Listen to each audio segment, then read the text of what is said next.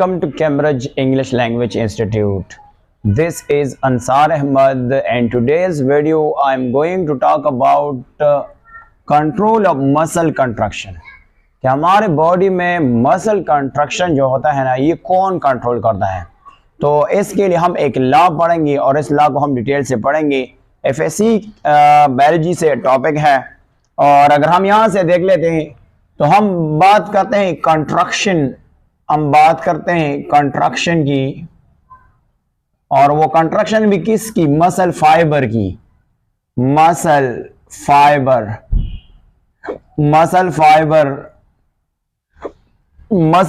क्या है? अगर आपने मसल फाइबर के बारे में जानना है तो आप मेरे चैनल से देख सकते हैं कि मसल फाइबर बेसिकली क्या है। ये सेल है, मसल सेल्स भी कहा जाता है। इसके बारे में मैंने वीडियो अपलोड किया है। अब जो मसल फाइबर की कंट्रक्शन है ये फॉलो करता है all or none phenomena. All or we call none phenomena. None phenomena को हम लॉ भी कहते हैं कि ये इस लॉ को फॉलो कहते हैं।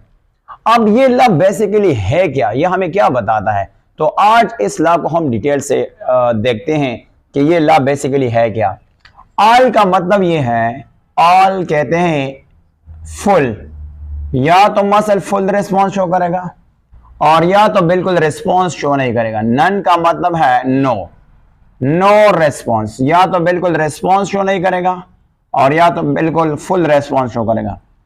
मसल फाइबर, मसल सेल या तो नर्व इंपल्स जब आते हैं उसके खिलाफ या तो फुल रिस्पॉन्स शो का या बिल्कुल रिस्पॉन्स नहीं शो करेगा। इस लॉ को कहते हैं ऑल और नन फेनोमेना। इसको आज देखते हैं।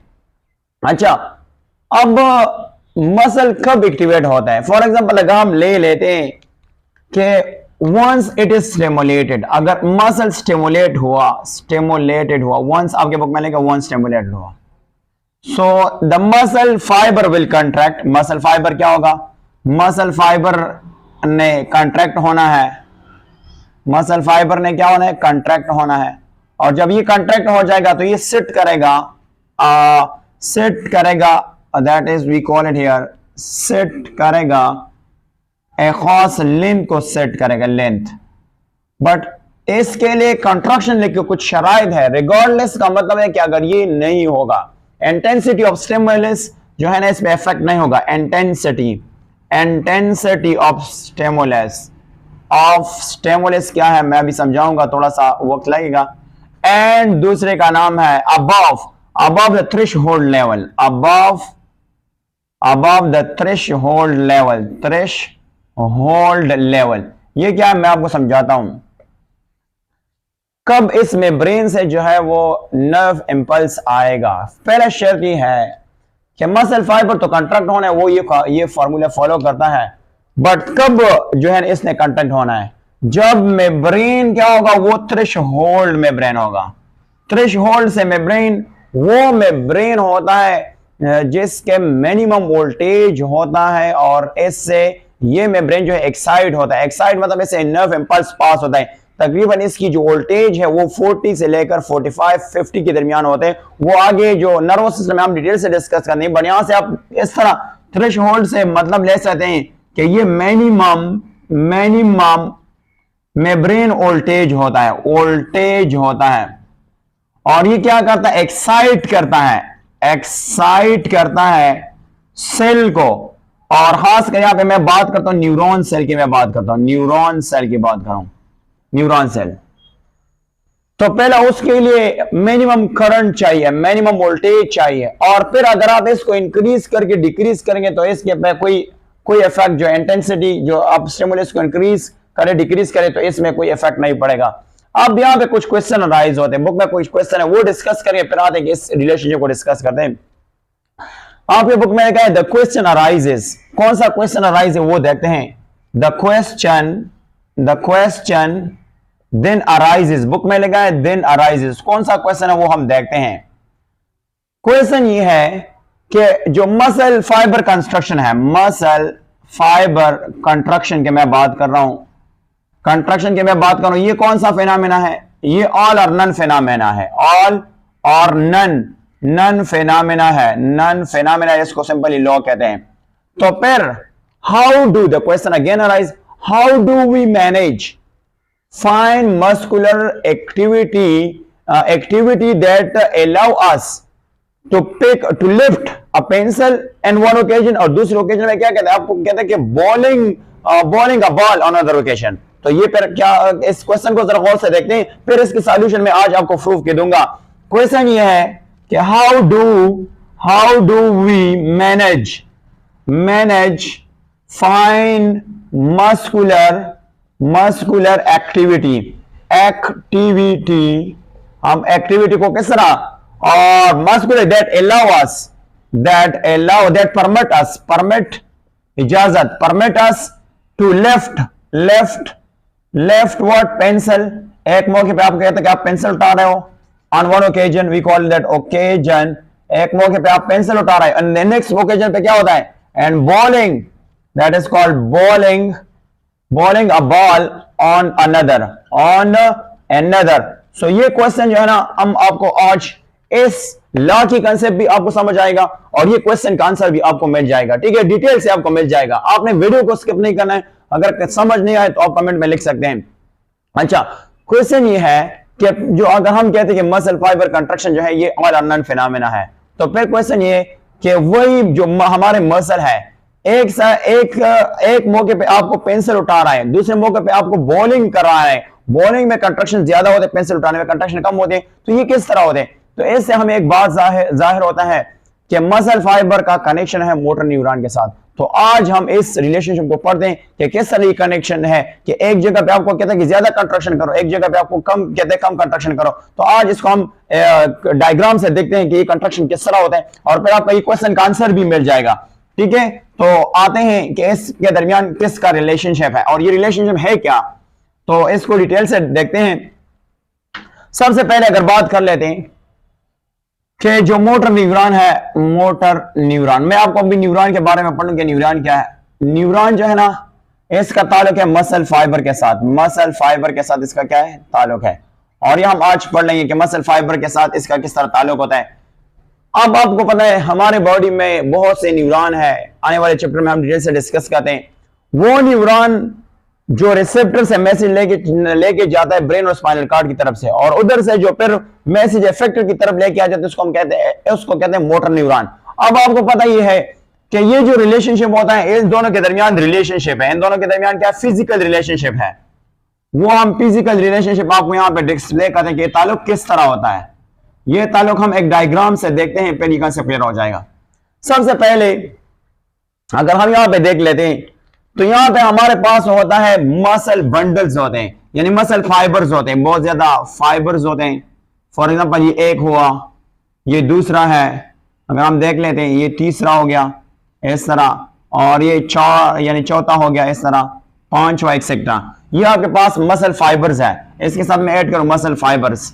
और अगर हम यहाँ पे देखें स्पाइनल कॉर्ड, चूंकि स्पाइनल कॉर्ड जो है ना वो कुछ यू शेप होता है स्पाइनल कॉर्ड, अगर हम बटरफ्लाई शेप की तरह है, बट यहाँ पे सिर्फ आपको अंडरस्टैंडिंग के लिए हम यहाँ पे एक आर्जी तौर पर स्पाइनल कॉर्ड ड्रॉ करते हैं। इस स्पाइनल कॉर्ड के अंदर अगर आप देख लेना तो आपके पास मोटर न्यूरॉन की सेल बॉडी नजर आएगा। यहाँ पे आपके कौन सा पार्ट नजर आएगा, यहाँ पे आपके पास नजर आएगा सेल बॉडी। मैं अगर सिंपली ड्रॉ करूंगा सेल बॉडी आपको नजर आएगा। सेल बॉडी से फिर डेंड्राइट्स निकले हैं, यानी जिसको हम सिंपली कहते हैं डेंड्राइट्स। यहां पे आपको ये कौन सा पार्ट नजर आएगा, सेल बॉडी नजर आएगा, सेल बॉडी नजर आएगा। सेल बॉडी से ये जो आपको ना इसको डेंड्राइट कहते हैं, डेंड्राइट, इसको हम डेंड्राइट्स का नाम देते हैं। और ये आगे निकल आ जाता है यहां से बाहर, तो यहां से एक और पार्ट, इसके अंदर जो है वो न्यूक्लियस होता है। वो प्रॉपर स्ट्रक्चर की बात अभी नहीं करेंगे, इसे जो नेक्स्ट वाला चैप्टर में डिटेल से देखते हैं। आपको आज कंसेप्ट देंगे कि ये किस तरह होता है। ये आपके पास एक्सोन है। अब एक्सोन क्या है, एक्सोन के बारे में भी डिटेल्स अब यहाँ पे सिर्फ आपको आज का लेक्चर समझाने की कोशिश करता हूं। ये एक्सोन है, और एक्सोन के एक्सोन टर्मिनल होते हैं, एक्सोन टर्मिनल यानी ब्रांचेस होते हैं। यहां अगर मैं देखूं यहां से और इस तरह इसकी ब्रांचेस होते हैं। अब आप यहां से गौर से देख लेते हैं कि यहां पे ये किसके साथ कनेक्शन बनाएगा। अब ये जो कनेक्शन बनाएगा उसको कहते हैं न्यूरोमस्कुलर जंक्शन। आप देखो ये आपके पास बनाएगा एक के साथ अटैच, इसको कहते हैं न्यूरो इसको कहते हैं न्यूरो मस्कुलर जंक्शन कहा जाता है, जंक्शन, इसको हम न्यूरो मस्कुलर जंक्शन कहा जाता है। और ये सारे इधर से ये भी इसके साथ अटैच हो जाता है, इसके साथ इस तरह, ये इसके साथ एक मोटर न्यूरॉन है, ये इसके साथ अटैच हुआ, फॉर एग्जांपल ये इसके साथ अटैच हुआ, ये इसके साथ अटैच हुआ। अब अगर देखें ना कि इनमें से इससे तो मैसेज आएगा, उसका नाम है नर्व इंपल्स, नर्व इंपल्स के जरिए आएगा और ये इसके जरिए जाएगा, इसके साथ अटैच हो जाएगा। ठीक है, अब बात करते हैं ना कि यहां से तो मैसेज आना है मसल की तरफ और ये एक ताल्लुक एक दूसरे के साथ मोटर, ये सारा आपके पास कौन सा न्यूरॉन है, ये मोटर न्यूरॉन है, मोटर न्यूरॉन।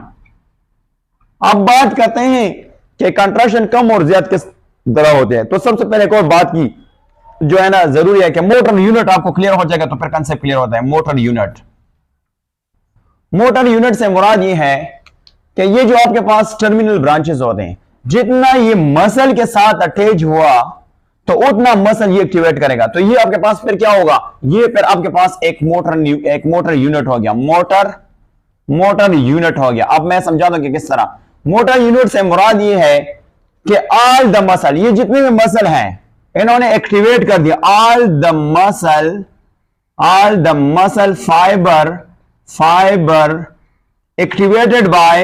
एक्टिवेटेड और stimulated by a single motor neuron. Single motor neuron is called what, motor unit. अब फॉर एग्जांपल अगर दूसरा ले ली तो दूसरा आपको पता है शायद जितनी ज्यादा मसल के साथ अटैच होगा उतना ज्यादा मैसेज चले जाएगा। अब क्वेश्चन ये है कि जो टोटल मूवमेंट है वो किस पे डिपेंड करता है, वो डिपेंड करता है टोटल मूवमेंट ऑफ कंट्रैक्शन किस पे डिपेंड करता है। मैं अगर आप यहां पे बताऊंगा टोटल मूवमेंट जो है ना, टोटल मूवमेंट कंट्रैक्शन डिपेंड करता है किस पे, मोटर न्यूरॉन पे, मोटर इसको कहते हैं मोटर न्यूरॉन। और मोटर न्यूरॉन पे किस पे डिपेंड करता है, मोटर यूनिट पे डिपेंड करता है। तो अब मैं बताता हूं, जितना ज्यादा मोटर न्यूरॉन होंगे उतना ज्यादा मोटर यूनिट होंगे, और जितना ज्यादा मोटर यूनिट होंगे तो उतना ज्यादा मसल जो है वो मतलब यानी स्टिमुलेट किया जाएगा। जितने ज्यादा मसल्स जो है एक्टिवेट हो जाएगा उतना ज्यादा कंट्रैक्शन होगा, और जब कंट्रैक्शन ज्यादा होगा तो मूवमेंट ज्यादा होगा।